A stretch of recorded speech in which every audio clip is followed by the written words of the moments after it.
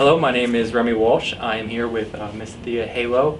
I'm the Rutgers Division of Global Affairs Master's student, and this is Miss Thea Halo, who is the president of the Santa Thema Halo, Themia Halo Pontian Heritage Foundation. She's also author of the book Not Even My Name, and she's also currently working on a history book about the Greek genocide and the Ottoman Christian genocides in Turkey today. So Ms. Thea, if it was okay with you, I'd like to ask you a couple questions regarding your book. The first question I had for you is, then you mentioned in your book about being a young girl in New York City and not really knowing a lot about where you came from. You say you first actually thought you were Egyptian, do you think that's still true today about many Pontic Greeks in America today? You know, we just had a discussion about this on Facebook because my mother would say the Turks called us Rum, and Rum means Roman. And of course I didn't know what Rum meant as a child. I mean, I wouldn't, and of course she never knew the word Pontic Greek. And when I was growing up, nobody had ever heard of the Pontic Greeks. And so of course we didn't know what we were. If I said that I was half Assyrian, people always said you can't possibly be because they don't exist anymore. They're an ancient people that don't exist anymore. So of course I really didn't know what I was. And it wasn't that we thought we were Egyptian, we just wanted a heritage. And so since of course everyone loves the ancient Egyptians, we weren't modern Egyptians, we were ancient Egyptians. Because that's really what we knew. We didn't even know about the modern Egyptians. And so we just sort of adopted them for a heritage. And it made me realize later how important heritage must be to a child. Because if it wasn't so important, why did we decide to make it up? Because everyone else we knew had a heritage. We lived among the Irish, and we were the only ones who didn't know where we came from. Yes, and you mentioned in your book too about famous people who you studied, like Odysseus, who actually was Pontic Greek, and then you didn't realize that until you. Yes, I started reading Homer when I was 14, without realizing that I was reading about people from Asia Minor. Yes. Then you say you talk a lot about your book. The first part of your book is actually about your trip with your mother to her home village, yes. Or the attempt to go to her home village. And other than it being extremely hot on the bus rides there, can you tell us a little bit more about the journey on the bus and your journey to a town that you didn't even know if you could find it when you were on your way there? Right, because we could never. We looked for Ayandon on the map. And I looked at the New York Public Library, even for maps at the time, but there was no such place as Ayandon. But we decided to just go and look anyway, because I've always traveled without guidebooks or anything, and so I just decided, let's just go and see what we find. She remembered the town Fatsa, which was on the Black Sea, because the people in her village, including her parents and grandparents, would go there to get supplies. They were blacksmiths. So she remembered the Fatsa. So we thought if we go to Fatsa, maybe we'll be able to, then people might know where this village was. But when we went to the bus station in Ankara, I asked them to buy tickets for Fatsa. He said it was a 12-hour trip, and I thought this is much too long, 12 hours for my mother. She was already 79 years old, 80 years old. And somebody behind me, a Turk behind me, said, why don't you stop at Amasya? It's halfway between. So we said, okay. And so we stopped at Amasya. And we went to a hotel, and then the next morning, two young Turkish boys said, there's a beautiful old pension that you should stay there instead. And it turned out to be an old Armenian mansion that a Turkish architect found and fixed it up again, refurbished it, and opened up this little pension.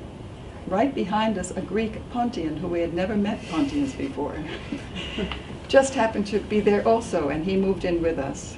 And I went to ask the architect if he had heard of this village, and he said he didn't. And when I came back to the table where I left my mother sitting in the courtyard, she was already sitting with this man, this American Pontian. And he pulled out this old Greek map, and he said, what you're looking for is not really called Aios Antonios. The real name is Aios Antonios. And he said, here's 3 little crosses, and here it is. And the Turkish architect, when I told him, got so excited, he said, let me bring you. Because I want to see your mother's face. I want to see your face when we find your home. And so he very kindly, we all piled into the car the next morning, and we all went off to search for Iandone. And everyone we met on the way was so kind and so considerate. And the interesting thing is my mother never shied away from telling her story. And nobody, except an Ankara, this one young boy who was very wealthy, obviously, and very well educated, he couldn't believe that the Turks would have done such a horrible thing. But no one we met throughout our rest of our journey ever doubted that this was true. They all knew it was true. I think because they had parents, grandparents, who had known that these were Pontic villages. And so we went to this village, and we found the village where she once lived. So do you attribute the lack of Turkey's recognition of this genocide to not a lack of knowledge of what had actually happened, but of almost of a turning away from it, of wanting to look the other way? Well, I think there's two reasons. I think, for the Greeks it's a little bit different because unfortunately during the time there were agreements made that there would be no reparations. But for the Armenians have already said that they want reparations. So I think there's two reasons why they turn away. One, because the image, obviously. No one likes to believe that their people, murdered so many people. And the other reason is because of reparations. They're afraid of reparations. They certainly know what happened in the Holocaust. They certainly know that there's been many billions of dollars paid out in reparations from Germany to Jewish organizations for the Holocaust. And so I think that's a big issue with the Turks. Okay, and now I want to go back a little bit to the factors that led up before the genocide even happened. Do you attribute any of the war that Turkey had lost in I believe it was in the late maybe in the 1890s to Greeks? Or one of the reasons why they thought that they had a claim to this land and they did carry out this genocide? Was there a building of nationalism and a sense of embarrassment after the war was lost? Or I think you might be talking about, you're not talking about 1821, you're talking about 1912, maybe the Balkan Wars. Yeah, I'm sorry about 1912 and 13. This is a very important issue, I think, because oftentimes people think that the Greeks, the Bulgarians, the Serbians, they just got together and they wanted their own country, and so they fought against the Turks to get rid of them. But actually the young Turks were very stupid in instigating this rebellion. These 4 countries, Montenegro also, these 4 peoples were really usually not so friendly with each other because the sultans had done a very good job of keeping them at odds with each other. But because the young Turks went and brutalized the Bulgarians, some of the wealthy Bulgarians, they were bastinado at their feet, they beat them till they're bloody, and the Greeks torturing them, putting them in prisons for no reason, and then deciding to bring Muslims in to somehow make a balance of Muslim and Christians because they could obviously also win elections more easily than that. They wouldn't elect their own people. They finally band together these and made the Balkan League. Greeks, Serbians, Bulgarians, and the Montenegrins, and they band together. They made the Balkan League, and they made the first Balkan War. And after the first Balkan War, Turkey lost everything in the Balkans. They lost all of their holdings in the Balkans. And then the Bulgarians and the Greeks and the Serbians fought against each other because they never really figured out which land was going to be theirs. It was much more important first to get rid of the Turks, the Ottomans. And Turkey joined in on that, the Ottomans joined in on that and won back Eastern Thrace. So you can't really say that they were just afraid to lose it. They also instigated this Balkan War.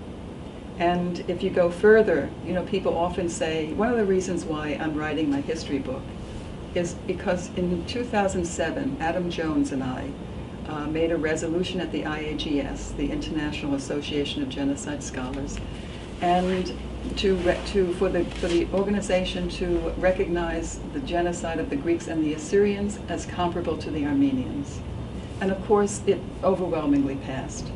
But there was a small core group that opposed this. And some of the arguments were so specious that I decided to lay them out in a book and to show, and in fact my paper today at the conference is based on this. It doesn't give me much time in the conference, obviously, for 15 minutes, 17 minutes, but this is what I'm addressing, why these arguments are not true. The thing that they were afraid to lose their heartland, the Turks were afraid to lose their heartland, I really discredit that, and I talk about that in my paper. Okay. You mentioned too in your book about your mother, still, even though she was driven from her home, even though she saw all these like terrible things, that she never really had any animosity for the Turkish people. I mean, they were her neighbors, they were her friends. Do you think that's true with a lot of the Greek people, or was your mother just like exceptional in this manner? No, I actually don't think she was exceptional. What's exceptional about her is that she recognizes this, and that she's always said you have to blame the government. It was at that time it was Ataturk when she was exiled, when she was sent on this death march. And she always says you have to blame the government because they lived side by side with the Turks. They helped each other, they bartered, they traded together. So she knows that they weren't hostile. She knows that they weren't, trying to hurt them in any way. And also, I've heard so many stories about really extraordinary stories where people went back after 10 decades and they went to look for their home just to see it, and the owner said, "This is your house," and actually tried to give the house back. It tears me up. And even that they found gold or something and tried to give the gold back. I mean, it was really extraordinary stories. So we know that there's many, many cases where the Turks and the Greeks, of course, got along fine until the government made really horrible propaganda against the Greeks especially, where they said, for instance, George Horton, who was the U.S. Consul General in Smyrna, said that all of a sudden, out of nowhere, and because nothing that happened, they were making posters and splicing together images to show that the Greeks were tearing open the pregnant stomachs of Turkish women and pulling out their unborn babies. And they were hanging them in mosques and schools. And of course, when you put together images like that, of course you're going to make animosity. So they were trying to stir up the people to somehow, fight against the Gior, as they called them, the infidels. But before that, everything really, they lived peacefully for the most part. Do you think before this propaganda and these government movements to almost create the animosity between the two groups, do you think this genocide could have been easily avoided? Oh, I think it would never have happened. I really don't think it would happen. And with the Armenians, for instance, the Kurds, the Kurds have killed a lot of the Armenians and also irregular soldiers but they, of course, what they did was they picked poor people and they said you can have their belongings, and of course they're doing things to kill your people, etc. So they first turned them against the Armenians. The Assyrians, of course, lived side by side, so the Assyrians were also affected. And then you're taking poor people that have nothing and you're saying you can have all their goodies. And so it was like an instigation to help them do that. And I think he was a general, I don't remember offhand, one of the Turkish generals called the people that were killing, he said they were the butchers of the human species, and this was his own people, but he's saying these are butchers of the human species. There were also governors, Turkish governors, that refused the orders, and some of them were killed themselves because of that. And I remember I heard a story from the Assyrians where one general in the south held off a Turkish general held off the Turkish army so that the Assyrians could escape. That group of Assyrians could escape. So you can't just blame, blanketly say that the Turks are just horrible people and they're just, bloodthirsty. Well, it wasn't true. Can you speak a little bit more to the similarities between the propaganda used in this genocide by the government and then the propaganda used in like the Holocaust or even in Rwanda or other genocides that we are more well known, I would say, than the Greek genocide? Well, I think it starts off with an incident. I think the Armenians often say they compare the genocide with the Armenian genocide with the Holocaust. But if you really look at history, you find that the comparison is much greater with the Greeks, because first they had these pogroms against the Greeks on the west, and in Thrace first, but then on the western coast of Asia Minor. And they boycotted them. And it was very, and then they began to kill them and chase them out. And it became very similar to what the Kristallnacht, for instance, where the Night of Broken Glass, where they did the same things to the Jews about 23 years later. And this was sort of the beginning of then a full-blown Holocaust. And in Asia Minor, this targeting of the Greeks first, and putting them in labor camps without proper food, water, shelter, until they worked them to death, basically. And when they got sick, they stopped feeding them, and they would leave them just to die. So this was, and then that evolved into a full-blown genocide. When they went after the Greek, the Assyrians, and the Armenians, I think it was Enver Pasha that said to the German general that they were going to finish off the Greeks the way they believed that they were finishing off the Armenians, because they found that they were successful. So I think there is a very big comparison. And then there were other things. There's Turkish nationalism. The Aryan race, the purity of the Aryan race, and Turkey for the Turks. And there's a lot of similarities between the two. Why do you think it is important for these mass atrocities and these genocides to be fully recognized by governments, by either the perpetrating governments or the governments who didn't step in and do something about it?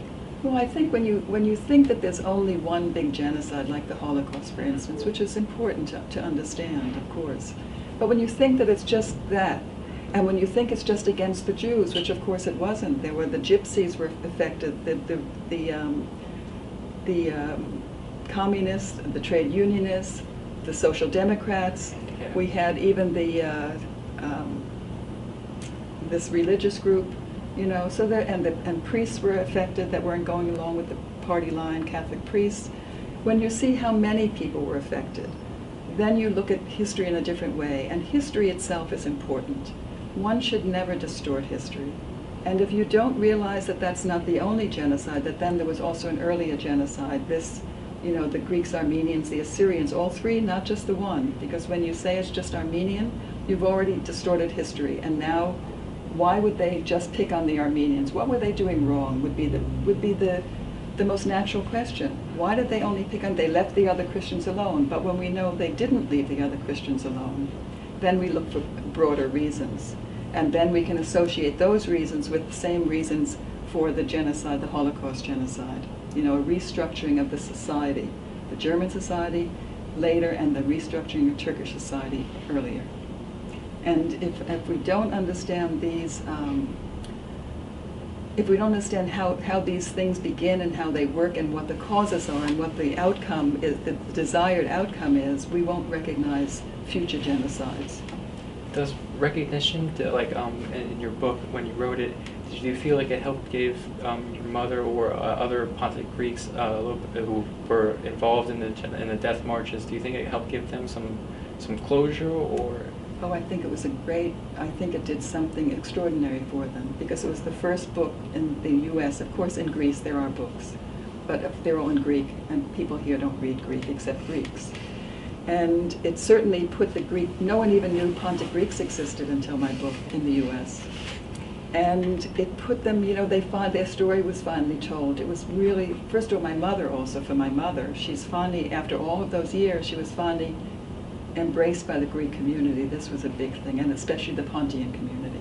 This was very, very important for her. But it also started the ball rolling. The first thing that happened was that the governor of New York, George Pataki, made a resolution, the first historic resolution recognizing the genocide of the Pontic Greeks, and he actually put my book in the resolution. And then we had other state resolutions and city resolutions, and so it really began to make things move finally. Yes, it was very, very important.